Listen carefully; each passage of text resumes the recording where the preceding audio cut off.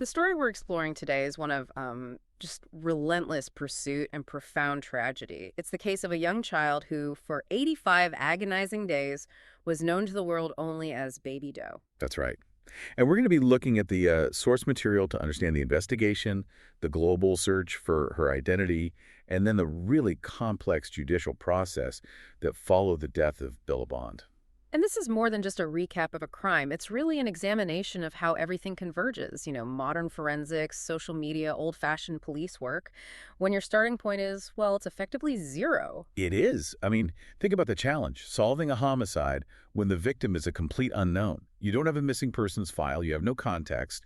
It makes this investigation a really significant achievement just in giving a child her name back. That context is everything. We're talking about Belaneve Amoroso Bond. She was born on August 2012, and her life ended sometime in the late spring of 2015. And her body was discovered on June 25th, 2015 on Deer Island in Boston. That 85-day gap where she was just this placeholder name, it just speaks volumes about the puzzle investigators were facing. It does. And, while the nature of these sources is incredibly sad, our mission here is strictly to provide some clarity on the facts of the investigation, the scientific steps they took, and then, of course, the trial. We're really just focused on the details in the reports. So let's begin right at that moment, the discovery itself, June 25th, 2015. How was she found, and what were those immediate conditions like? Well, the discovery was made in the afternoon. A woman was just walking her dog along the shore of Deer Island. And for anyone who doesn't know, Deer Island is actually critical to Boston's infrastructure. It houses a huge wastewater treatment plant. Okay, so it's a known area, not completely remote. Not at all. And her dog alerted her to a black plastic garbage bag that was sort of tangled up in the rocks on the shoreline. And inside, she found the child's remains. What were the first clues they had? Anything found on her or with her? Very little. The child was sparsely clothed. She was only wearing a pair of white leggings with black polka dots. That's it. Almost. Inside the bag, they also found a zebra print blanket, which was partially decomposed, and an elastic hair tie. That was the entirety of the evidence. Wow. And despite how grim that is, the public reaction was immediate and, just incredibly sympathetic. People started leaving flowers and small tokens near the scene almost right away. I have to imagine the first priority for the police was just making sure there weren't other victims or more remains scattered around. Precisely. The immediate police action was to deploy cadaver dogs to search the whole shoreline around the discovery site. They were hoping to find, any other discarded evidence, but those efforts were unsuccessful. So that initial failure meant they had to broaden their scope immediately. Right. They had this huge question. Was the body placed there on purpose, or had it drifted from far, far away? They simply didn't know. And that uncertainty leads us right into the initial forensic examination. When they started looking at the remains, what were the big obstacles they were facing right away? The initial examination was really challenging, mostly because the authorities had a radically incorrect assumption about the timeline. How so? They initially estimated that she died maybe only a few days before being discovered. But later, much later, after the identification, the sources revealed a far more sinister detail.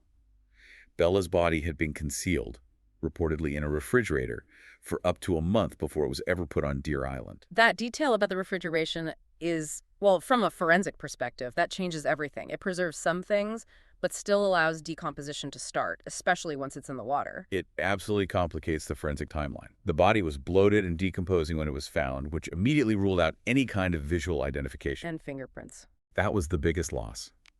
Because of the water exposure and the decomposition, they couldn't get any usable fingerprints.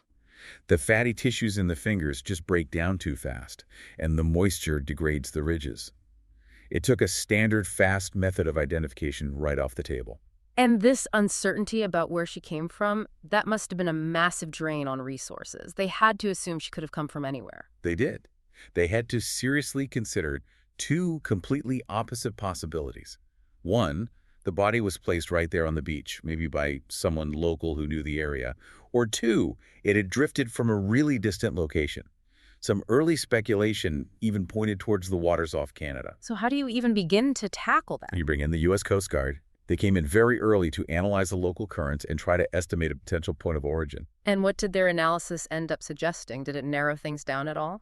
By about mid-July, so 3 weeks after the discovery, the consensus started shifting. It was moving strongly toward the local placement theory. Why was that? The Coast Guard's modeling, combined with the medical examiner's assessment of the decomposition, suggested the remains just hadn't spent that long drifting in the open, cold North Atlantic. The deterioration would have looked different. Exactly, it would have. So this led investigators to really focus their energy locally. They started theorizing that the perpetrator likely placed the bag on the shore late at night, probably using the treatment plant's perimeter roads to avoid being seen. So if they're starting to believe the origin was local, what physical characteristics could they still pull from the remains to create some kind of profile for the public? Well, based on the initial exam, they estimated the child was between 3 and 5 years old, about 3 feet 1 to 3 feet 6 inches tall, and weighed around 30 pounds. Any other details? Her hair was a notable one. It was brown, wavy, and quite long, about 14 inches. Based on standard growth rates, they calculated that her hair had probably been left untrimmed for about 2 years. Which could hint at something. A specific pattern of neglect or maybe just a parental choice. It's a small clue, but something, yes. Were there any unique marks, birthmarks, scars, anything that could have instantly identified her if a family member saw that profile? Initially, no. They noted no distinct birthmarks or scars, which is frustratingly unhelpful. But later on, during a more meticulous examination, they did find something surprising. What was that? The girl had pierced ears. This small physical clue was actually significant enough for the National Center for Missing and Exploited Children, NCMEC, to release an updated digital image that showed her wearing small earrings. They were just hoping to jog someone's memory. What was the most, counterintuitive piece of initial evidence they found? The thing that actually made the homicide theory more complicated? It was the initial observation that the child appeared at first glance to have been well cared for during her life. That seems odd given the circumstances. It does. Investigators noted no signs of obvious malnutrition or, chronic visible physical abuse. They felt the condition of her clothing, those size 4T leggings, reinforced the idea she wasn't a visibly neglected child. And that creates a hurdle. A significant one. If she was well cared for, then her death and disposal were likely a sudden, impulsive act after some kind of acute event, not the end result of long-term visible abuse, which is a much more common pattern in these cases. Let's go back to those few clothing items. Were they ever able to trace the manufacturers to help narrow the search? They were. Forensic teams managed to identify the size 4T white leggings with the black polka dots. They were made by the Serco company, which is a Target in-house brand. Okay, so that's a national retailer. Right. And the zebra print blanket was possibly made by Cannon Mills and sold at a Kmart. So again, both are national brands, but these details helped place the family's shopping habits, their environment, squarely within, North American consumer habits. It helps solidify that local search theory. Okay, turning now to the autopsy. If there was so little visible physical evidence, what did the medical examiners actually determine about her cause of death? The initial autopsy, which was done shortly after the discovery, it actually failed to conclude an exact cause of death. But authorities immediately suspected foul play, just because of the manner of disposal. But importantly, what did it show about the later claims of a beating? That's a key point.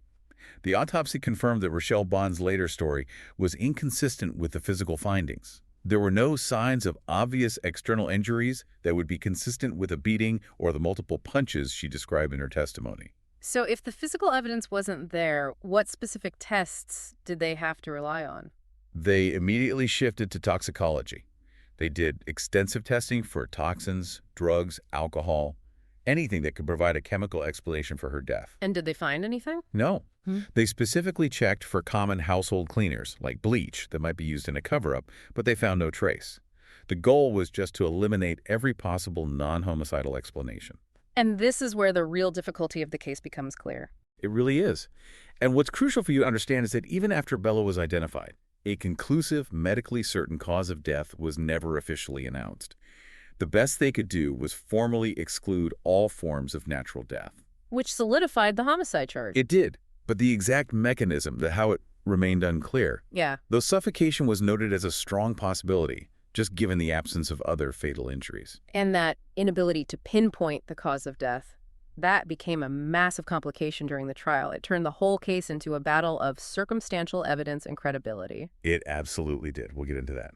So, moving into the next phase of the investigation, the search for her identity went global, and it was largely because of one digital image. How did the National Center for Missing and Exploited Children, NCMEC, get this campaign started? When all the local identification attempts stalled, NCMEC became central to the whole effort. They used mortuary photos and combined them with standard photographic elements, you might call them stock or reference photos, to create a forensic facial reconstruction. And they did this incredibly quickly. In about 4 hours, using Adobe Photoshop. It was a remarkable turnaround. The impact of that image was just extraordinary because it was so realistic. It was unprecedented. The image was composed so skillfully that many viewers, they genuinely mistook the digital reconstruction for an actual recent photograph of a living child. And that realism created this huge surge of public attention. A necessary one. The raw numbers really speak to the scale. Sources estimate that an astonishing 56 million people viewed reports on the case, and about half of those views were just in the first week. 56 million. And the image itself was viewed approximately 50 million times online. That is the very definition of a global search effort. So while the public is focused on this image, the forensic scientists are quietly pursuing these very specific, advanced avenues to try and figure out who she was and where she came from. What was DNA matching doing at this stage? DNA profiling was a very meticulous process. They got samples from a strand of hair in one of her teeth, and they sent them to the University of North Texas. They compared these DNA profiles against missing persons databases all across the country. But it was all coming up empty. Completely empty. The investigation was thorough, but it yielded no immediate results. They formally ruled out over 200 missing people, including some really high-profile, enduring cases the public often connects to unidentified children, like Ayla Reynolds and Aaliyah Lunsford. So DNA didn't provide the answer. Investigators then turned to something called forensic palynology. We should take a moment to understand what this is and what it told them. Forensic palynology is the study of spores and pollen. Because pollen grains are microscopic, they're extremely durable, and they're unique to specific regions and plants. They act like tiny geographical tracers. So if a person spends time somewhere, pollen on their clothes or hair can pinpoint where they've been. Exactly. In Bella's case, by analyzing the trace amounts found with her remains, investigators found traces of pine and soot. Pine and soot. And what did that specific combination tell them about her last days? The finding of soot strongly suggested she had spent time in a local urban environment, not some pristine rural or coastal setting. The pine suggested a common tree environment, but the overall profile pointed very strongly to the Boston metropolitan area. And that was a crucial finding. It was, because it contradicted that initial international drift speculation, and it supported the Coast Guard's late-stage analysis that the disposal was likely local. But the next step, isotope examination, seemed to introduce a conflicting piece of information about her travel history. How does that work, and what did it suggest? Isotope examination is a separate, complementary technique. It looks at stable isotopes, chemical signatures in human tissues, particularly teeth and hair. And the signatures come from? They're absorbed through local drinking water and food sources. And because water sources vary regionally, the ratios of elements like oxygen and hydrogen found in a person's tissues can reveal where they spent different periods of their life. So what did the isotope tests on Bella show? The test revealed that she may have spent time in any of the 6 New England states: Connecticut, Maine, Massachusetts, New Hampshire, Rhode Island, and Vermont, and possibly even others. The sources indicated the results suggested she may have moved across the country at various points in her short life. So now you have this tension. You have palynology suggesting she was local to Boston right before she died, but the isotope analysis suggests regional, maybe even national mobility. How did investigators reconcile those two powerful but seemingly contradictory scientific clues? It forced them to hypothesize a very specific family dynamic. The isotopes indicated mobility, a family that moved around, maybe a family that vacationed widely, or parents with transient lifestyles. This could explain why she wasn't known locally. But the palynology was the final piece of that puzzle. Exactly. It suggested that despite her potential travel history, she had returned to and was situated within the urban Boston environment immediately before her death and disposal. This reinforced the idea that the people who knew her were local now, even if they hadn't been local for her entire life. And meanwhile, the public response is running parallel to all this high-tech science. It sounds like the community mobilized almost instantly. They did. The community involvement was extraordinary. Local businesses immediately put up posters of the reconstruction. Organizations and private citizens offered to pay for her funeral and burial costs, explicitly to make sure she wouldn't be buried in a pauper's grave. Which is a huge show of respect for a child they didn't even know. A massive one. Companies donated billboard space across Massachusetts, featuring her image and the request for tips. Officials later confirmed that those 50 million public views of the digital reconstruction were arguably the most efficient tool in the entire investigation. It just proves that sometimes mass human awareness can outpace technology. So given that all the database's DNA missing persons were coming up with zero results, what theories were investigators starting to develop about the family itself? Well, the consistent failure to match her profile to any reported missing person led them to seriously speculate that she had never been officially reported missing at all. Which leads to some dark possibilities. It does.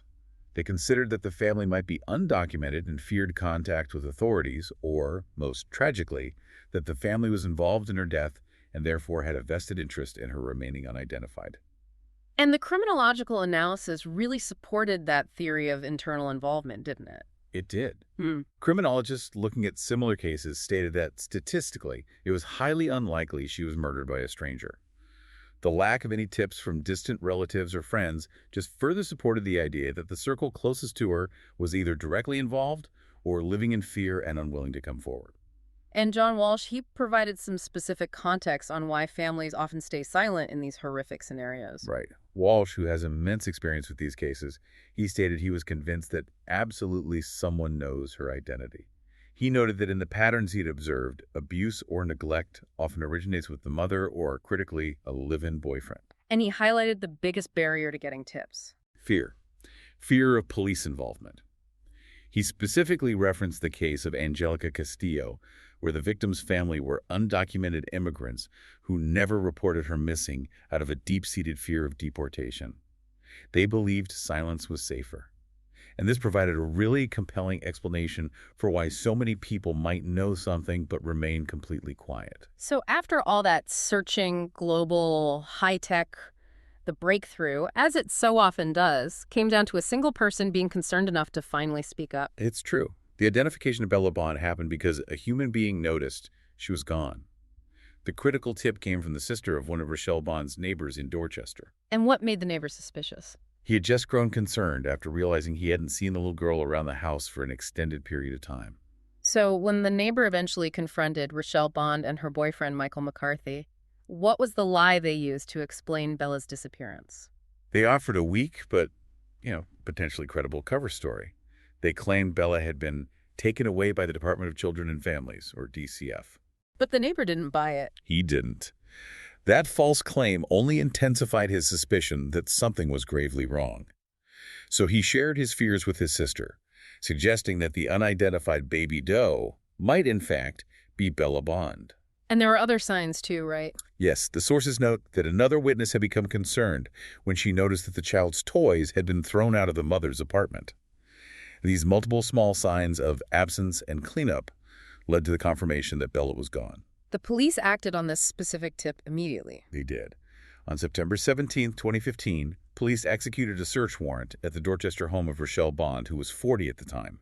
This led rapidly to the arrests of both her and Michael McCarthy. And Bella was identified the very next day. Formally identified on September 18, 2015, ending that 85-day mystery. Once her name was known, the family details that emerged painted a truly disturbing picture, especially about Rochelle Bond's history. Rochelle Bond had a long history known to authorities.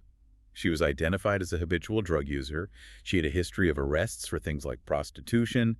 Most critically, DCF had been involved repeatedly. She had other children. She had 2 other children who had already been permanently removed from her custody due to prior issues. And what about with Bella specifically? DCF had responded to 2 prior neglect complaints concerning her. And this is a vital point. The system was aware of the risk, but both of those cases had been closed before the final fatal act.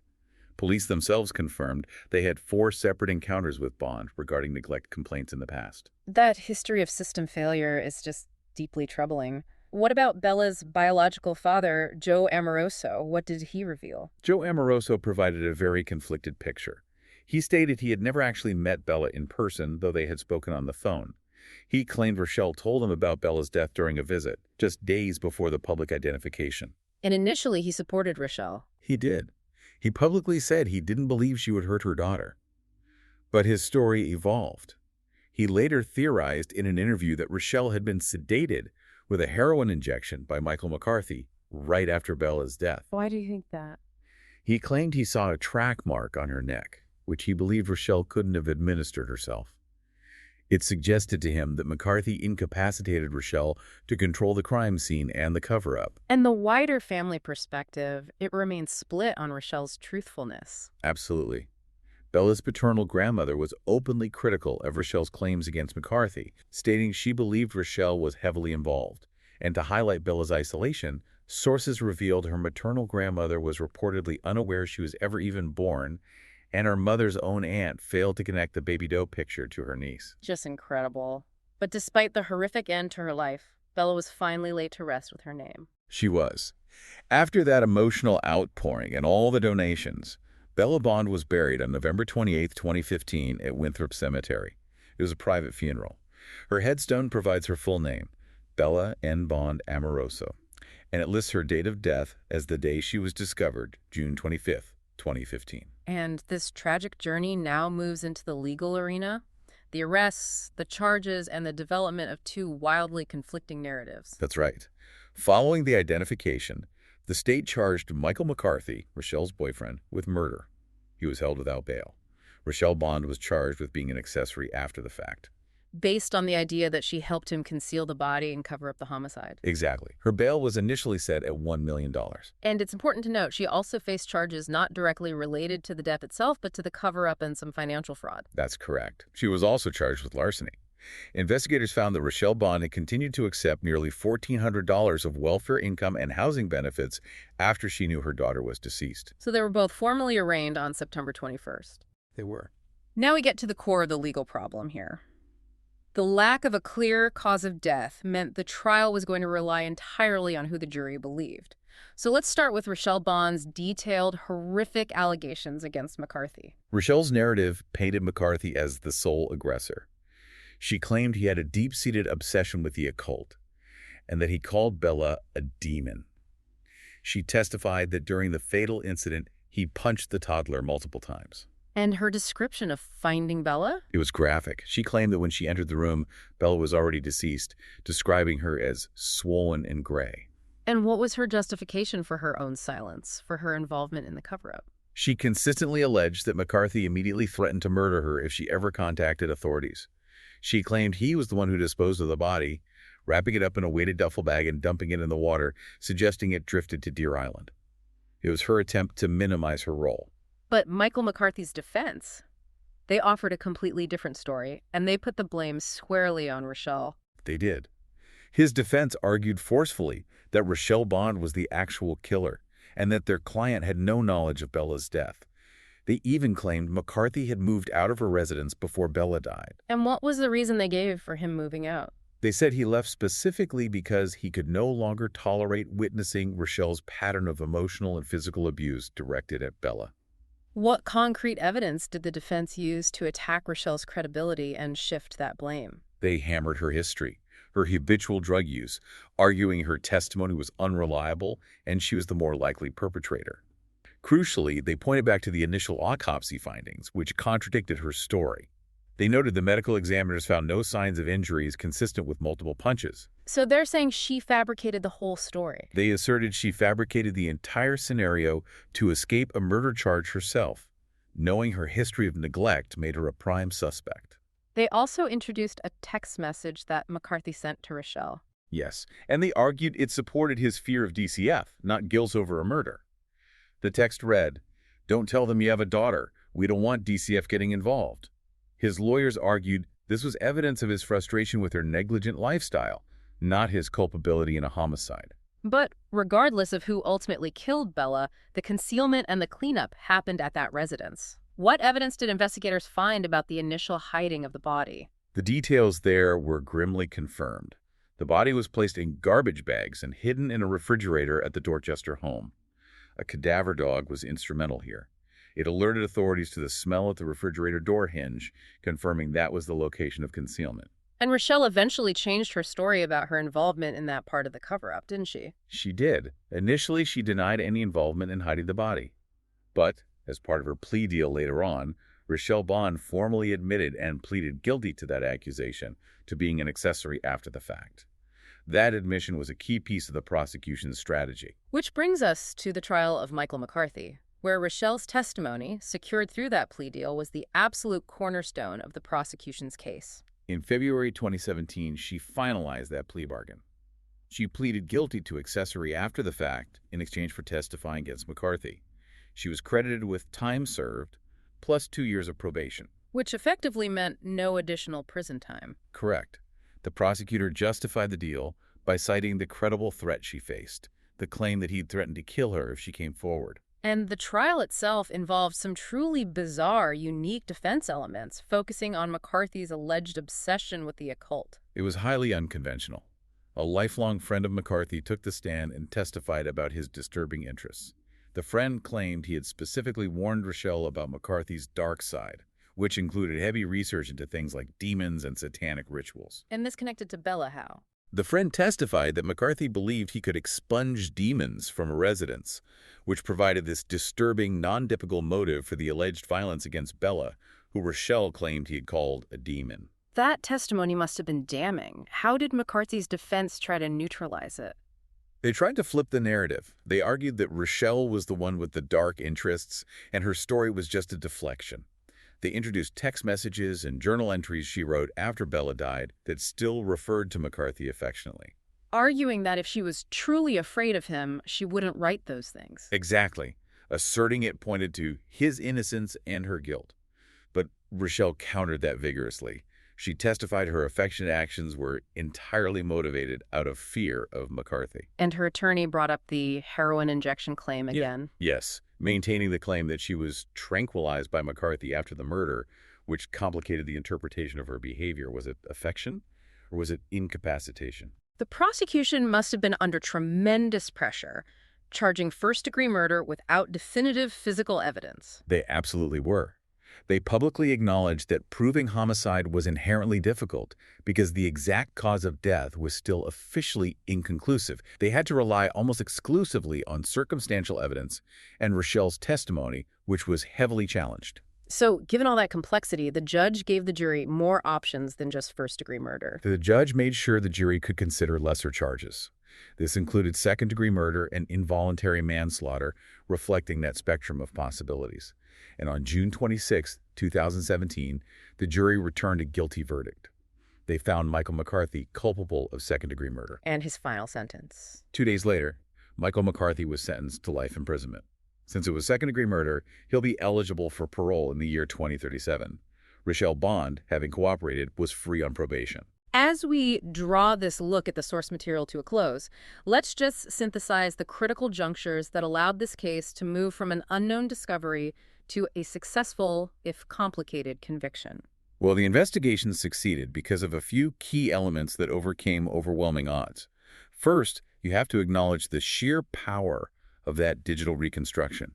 Created in just 4 hours, it generated the global awareness, those 50 million views.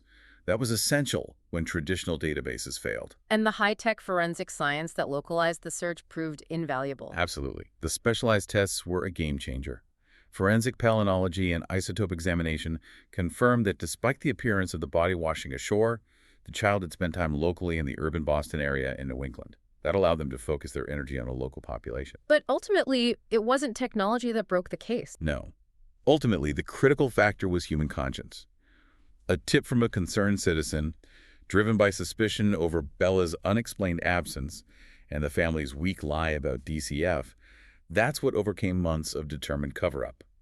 It just underscores the indispensable nature of community involvement in these cases. The narrative of Bella Bond really highlights this tension between overwhelming public outrage and the slow, frustrating reality of a forensic investigation. It does. The demand for immediate answers for Baby Doe was enormous, yet the judicial process had to navigate this meticulous path where, even after a conviction, the definitive cause of death remained officially inconclusive. The system struggled to connect the physical dots in a way that offered perfect clarity. So if we look back at this tragic sequence of events, what's the final thought we should carry forward about what this case reveals? The investigation successfully reclaimed Bella's identity, and that fulfills a basic human need for recognition. But the case also highlights a persistent systemic failure. We talked about the prior signs of neglect, the 2 DCF complaints that were investigated and then closed before the fatal act occurred. Right. The lack of definitive proof for the cause of death, combined with this history of prior system awareness, it just raises a profound question. How effectively can our legal and protective systems intervene to prevent similar tragedies when multiple signs of neglect are noted and logged, but the cases are closed out before the ultimate violent crime is committed? That failure to intervene earlier it's perhaps the most lasting sorrow of this whole case. I agree. Thank you for walking us through this detailed analysis of the sources. My pleasure. Thanks for listening.